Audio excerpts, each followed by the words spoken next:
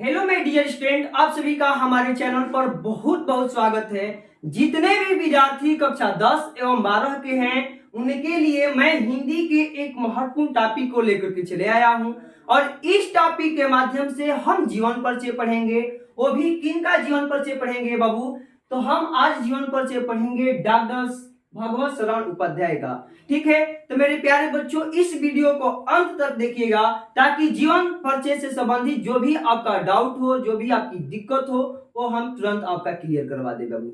तो चलिए हम आज पढ़ेंगे डॉक्टर भगवत शरण उपाध्याय का जीवन परिचय। सबसे पहले देखिए जीवन परिचय लिखने का क्या क्या तरीका होता है। तो जीवन परिचय हम दो माध्यमों से लिख सकते हैं, एक तो संक्षिप्त में और एक होता है मेरे प्यारे बाबू पूरा उनका विस्तृत में। ठीक है, तो कौन सा तरीका सबसे उचित माना जाता है?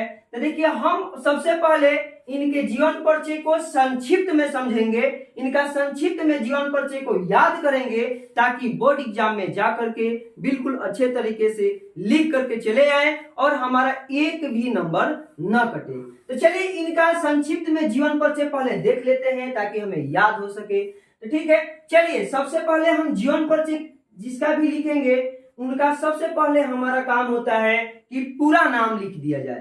तो देखिए इनका पूरा नाम है बाबू डॉक्टर भगवत शरण उपाध्याय। ठीक है, इनका पूरा नाम लिख देंगे। इनके बाद तुरंत आप इनकी जन्म तिथि यानी जन्म के समय के बारे में लिखेंगे।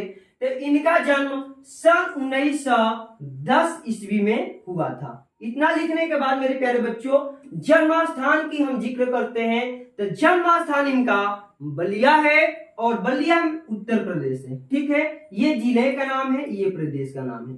अब इनके पिता का नाम हम यहाँ तुरंत लिखेंगे। तो पिता का नाम मेरे प्यारे बच्चे हो जाएगा रघुनंदन उपाध्याय। ठीक है, और माता का नाम लिखेंगे तो इनके माता का नाम महादेवी था। ठीक है, इनकी शिक्षा के बारे में कहा गया है कि ये एमए किए थे, यानी कि इनकी शिक्षा में हम लिख देंगे मेरे प्यारे बच्चों एमए। व्यवसाय ये मुख्य रूप से एक शिक्षक के रूप में जाने गए, प्राध्यापक हैं। ठीक है, आगे चलकर इन्होंने साहित्य हिंदी साहित्य में भी अपना योगदान दिया, तो ये एक लेखक और प्राध्यापक दोनों होंगे। चलिए आगे हम बाबू कृतियां इनकी रचनाएं क्या क्या है? रचनाएं हैं सागर की लहरों पर और ठूठा आम। देखिए जब भी हम रचनाएं लिखेंगे मेरे प्यारे बच्चों तो दो या दो से अधिक लिखने का प्रयास करेंगे। अगर याद ना हो तो एक तो लिखेंगे, उसमें कोई बात नहीं। चलिए इनकी मृत्यु कब हुई थी? तो अगस्त सन 1982 में इनकी मृत्यु हो गई थी। ये हैं डॉक्टर भगवत शरण उपाध्याय जिसे आप चित्र के माध्यम से देख पा रहे हैं। तो ये तो हो गया इनका संक्षिप्त जीवन परिचय।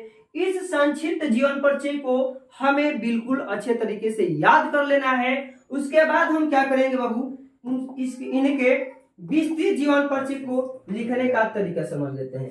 तो आपका जो संक्षिप्त जीवन परिचय होगा ना उसे आप क्या करेंगे कॉपी में इस साइड लिख देंगे।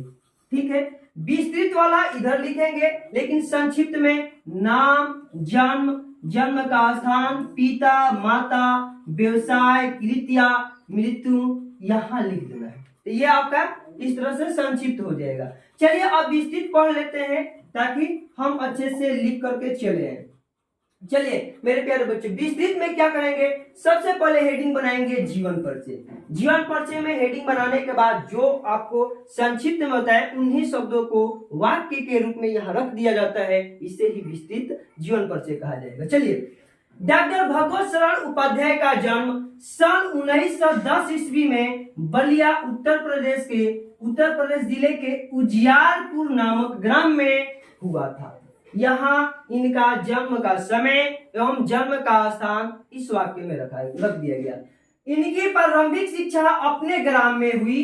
उच्च शिक्षा प्राप्ति के लिए बनारस चले गए। ये जो उच्च शिक्षा प्राप्त करने के लिए कहाँ चले गए मेरे प्यारे बच्चों? तब बनारस चले गए और काशी हिंदू विश्वविद्यालय से प्राचीन इतिहास में एमए की परीक्षा उत्तीर्ण की। ये इतिहास के विद्यार्थी रहे और इतिहास में इन्होंने एमए की थी। ठीक है, चलिए ये संस्कृत साहित्य और पुरातत्व के अध्येता तथा हिंदी साहित्य के उन्नायक रहे। ये प्रयाग और लखनऊ संग्रहालयों के पुरातत्व विभाग के अध्यक्ष भी रहे। पुरातत्व विभाग के अध्यक्ष भी रहे। इन्होंने पिलानी स्थित बिरला महाविद्यालय में प्राध्यापक के पद पर भी कार्य किया। तत्पश्चात विक्रम विश्वविद्यालय उज्जैन में प्राचीन इतिहास विभाग के प्रोफेसर एवं अध्यक्ष पद पर कार्य करके अवकाश ग्रहण किया और देहरादून में अस्थायी रूप से निवास करते हुए साहित्य सेवा में जुट गए। ठीक है, इनका अस्थायी निवास कहाँ रहा? तो देहरादून रहा। अधिक से अधिक समय यहाँ ये व्यतीत किए और साहित्य की सेवा में जुट गए थे।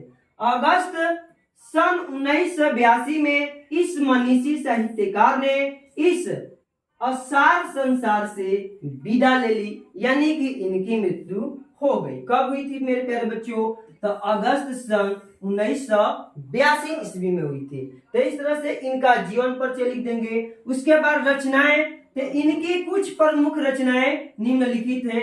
हिंदी साहित्य की रूपरेखा, साहित्य और कला, खून के छींटे, इतिहास के पन्नों पर, सागर की लहरों पर, ठूठा आम आदि। तो इस तरह से इनकी कुछ प्रमुख रचनाओं को लिख करके चले आएंगे। तो इस तरह से मेरे प्यारे बच्चों जीवन परिचय लिखना है ताकि हमारा पूरा में पूरा नंबर मिल सके। अगर यह वीडियो आप सभी को अच्छी लगी है तो इस वीडियो को एक प्यारा सा लाइक कीजिए, अपने दोस्तों में शेयर करिए और यदि हमारे चैनल पर आप पहली बार विजिट किए हैं ना बाबू, तो हमारे चैनल को सब्सक्राइब कर लीजिए। तब तक आपसे मिलते हैं अगली वीडियो में। धन्यवाद।